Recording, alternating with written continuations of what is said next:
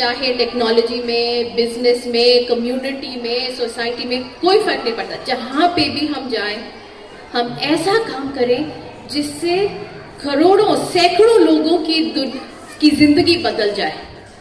अगर हम वो कर सके तो वो ही रास्ते पे हम चलेंगे, और वो ही उद्देश्य की वजह से हमने ये प्रोग्राम भी शुरू किया कि हम चाहते हैं कि ऐसे जगह हम जाएं जहाँ पे टेक्नोलॉजी सबके हाथ, बिल्कुल आप आगे हाथ बढ़ाइए, सबकी पहुंच में होना चाहिए। क्योंकि अगर सबके पहुंच में नहीं हो तो सबको इक्वल चांस नहीं मिलता, और अगर इक्वल चांस नहीं मिलता तो हम आगे कैसे बढ़ेंगे। तो ये हमारा बहुत इम्पोर्टेंट गोल था ये प्रोग्राम शुरू करने के लिए। कई लोग जानते हैं, प्रिंसिपल सर ने भी बहुत मदद की है। हम इसके पहले एक फाउंडेशनल कोर्स करे थे, करेक्ट, डिजिटल इक्वलाइजर प्रोग्राम। आज हमने उसके थोड़े एग्जाम्पल्स देखे, स्टेम प्रोग्राम के, कुछ टफ क्वेश्चंस भी पूछे स्टूडेंट से, पर वो प्रोग्राम बिल्कुल फाउंडेशन था। सब स्माइल कर रहे हैं, बहुत अच्छे से प्रेजेंटेशन दिया था। तो वो बिल्कुल फाउंडेशन था।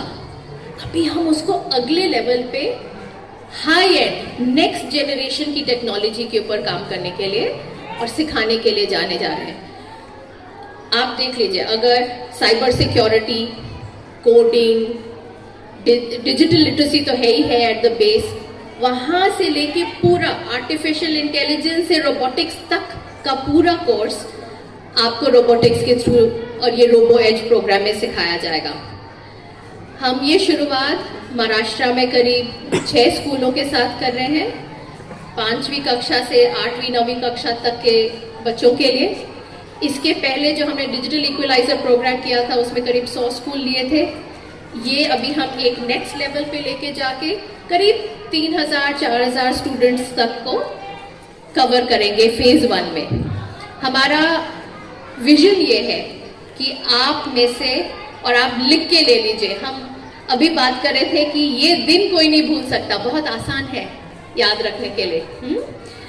ये दिन आप लिख के ले लीजिए कि आज से ये जो हम पहल शुरू कर रहे हैं, आगे जाके आप में से कई लोग बड़े बड़े साइंटिस्ट बनने वाले हैं, इंजीनियर बनने वाले हैं, रोबोटिक्स करने वाले हैं, और इसकी वजह से यहाँ छत्रपति शिवाजी नगर से लेके पूरे विश्व तक आप आगे बढ़ के अपना नाम करने वाले। और मैं बिल्कुल खड़े होकर जोर से आपके लिए चीयर करने वाली हूँ। तो ये सब बिल्कुल पॉसिबल नहीं होता बिना हमारे बहुत ही अच्छे टीम, पूरी टीम की सपोर्ट, पूरे महाराष्ट्र गवर्नमेंट, जिला परिषद, म्युनिसिपल, प्रिंसिपल, पंचायत, पूरे सबका सपोर्ट। कोई भी ऐसा बड़ा पहल कोई एक नहीं कर सकता। श्योरली STL का बहुत दिल इस प्रोग्राम के ऊपर है, पूरी लगन से हम करने वाले हैं, पर बिना सबके सपोर्ट ये पॉसिबल नहीं है। So huge round of applause.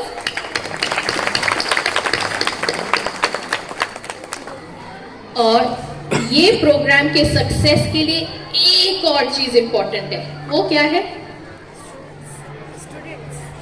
Students. बिल्कुल, आपका जोश, आपका क्यूरियोसिटी कि मुझे ये जानना है, ये करना है, वो सीखना है, जब तक आप नहीं बढ़ेंगे। टीचर्स तो है ही है, मैं हर बार आती हूँ, इंटरेक्ट करती हूँ टीचर्स के साथ, वो तो मेरे को फुल कॉन्फिडेंस है। मेरे को आपके ऊपर भी ये कॉन्फिडेंस है कि आप पूरी जोश से आगे बढ़ के करें, बढ़ के करें। हमने उस दिन प्रॉमिस भी किया था कि जो भी आप पूछेंगे, कल किसी ने पूछा था कि विज्ञान दिन पे हम एक एग्जीबिशन कर सकते हैं क्या, वो तो प्रॉमिस हमने दे दी। ऐसे ही आगे बढ़ के पूछिए, करिए, हमको भी मजा आता है कि हम भी आगे बढ़ के आपके साथ साथ चल के ये प्रोग्राम को सक्सेस करेंगे। इसी के साथ मैं अपने 2 शब्द समाप्त करती हूँ। All the best, God bless. जो प्रोग्राम आयोजित केलेला आहे त्या प्रोग्रामसाठी अंजली मॅडम, पायल मॅडम, त्याचबरोबर स्टारलाइटचे पाटील साहेब, त्यांचे सहकारी, आमच्या गावचे उपसरपंच परमेश्वर भाऊ शेळके, शालेय समितीचे अध्यक्ष वसंत घार, शरद गोजे, या शाळेचे मुख्याध्यापक शिरसाट सर, शिक्षक वृंद, विद्यार्थी मित्र आणि महानगरपालिकामधून आलेले काही अधिकारी आणि फाउंडेशनचे सर्व पदाधिकारी, स्टारलाइटनं जो काही प्रोग्राम हाती घेतलेला आहे आम्ही त्यांचं अभिनंदन करतो. खरं तर बघितलं, जर देशाचा विकास करायचा असेल तर महात्मा गांधींनी सांगितलं होतं की गावापासून तुम्ही सुरुवात करा. आणि गावापासून सुरुवात करताना आज आपण बघतो की प्रत्येक जर ग्राउंड लेवल आपण म्हणतो ती खरं गावापासून सुरुवात होते.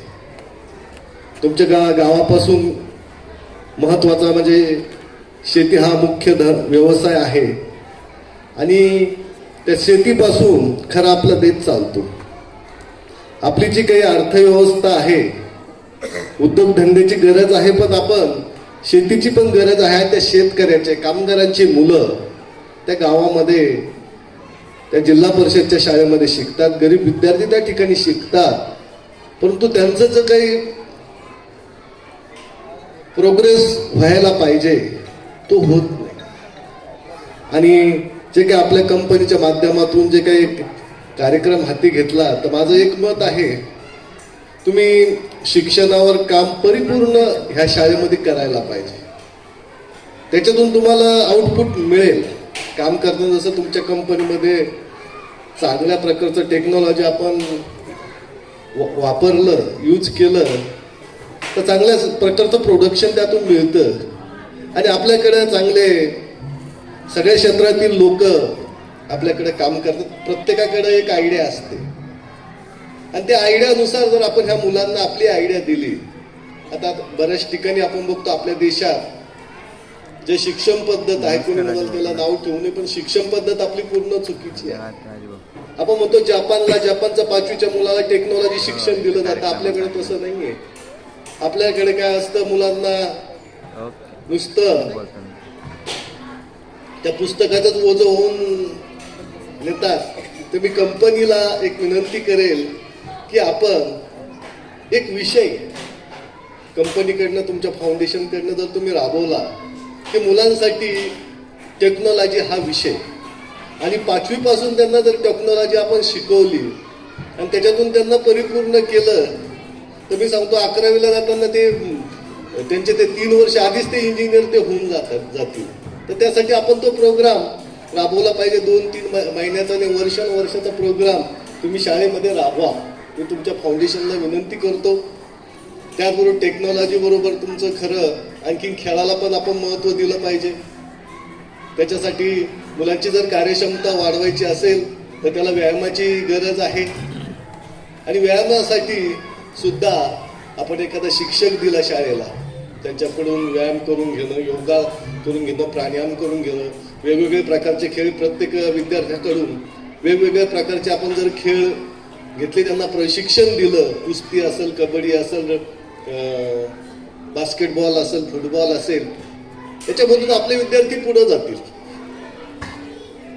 जसं आपण बघतो हरियाणामध्ये खेळाला महत्त्व दिलं, आपल्याकडे शासन खेळाला महत्त्व देत नाही. पण हरियाणासारखं आपण जर ह्या मुलांना जर यांच्याकडून आपण त्यांना महत्त्व दिलं खेळाला, तर मुलं तयार होतील. आपल्या कंपनीचं पण नाव होईल, आपल्या फाउंडेशनचं पण मॅडम नाव होईल. आणि त्यासाठी आपण बघतो जसं ह्या वयामध्येच जसं कुंभार गाडगं घडवतो, तसा त्याला आकार दिला जाईल, तशा प्रकारचा आकार आपण यांना ग्रामीण भागातील मुलांना देऊ शकू. त्याचबरोबर आपण बघतो की आपण म्हणतो ऑलिम्पिकमध्ये आपल्याला एकच पदक मिळतं. बाजूचा देश आपला चायना आहे, ते 150 सुवर्ण पदक जिंकतात, आपण एक जिंकतो. याचं पण आपण कारण शोधले पाहिजे की आपल्याकडची जी पद्धत आहे, आपण जर यांना लहानपणापासून स्पर्धेमध्ये तयारी करून घेतली तर ते मुलं त्या स्पर्धेमध्ये टिकतील. त्याचबरोबर आता आम्ही आमचं पाटील सरच्या काही गोष्टीत भेट झाली होती. त्यांना ते म्हणे आमच्या मॅडमला तुम्ही बोला की आम्ही ग्रामीण भागामध्ये या महाराष्ट्रामधलं पहिलं हॉस्पिटल ग्रामपंचायतचं लहान मुलासाठी महिलांसाठी, आणि त्यासाठी आपल्या फाउंडेशन कडनं एखादी महिला डॉक्टर कायमस्वरूपी दिली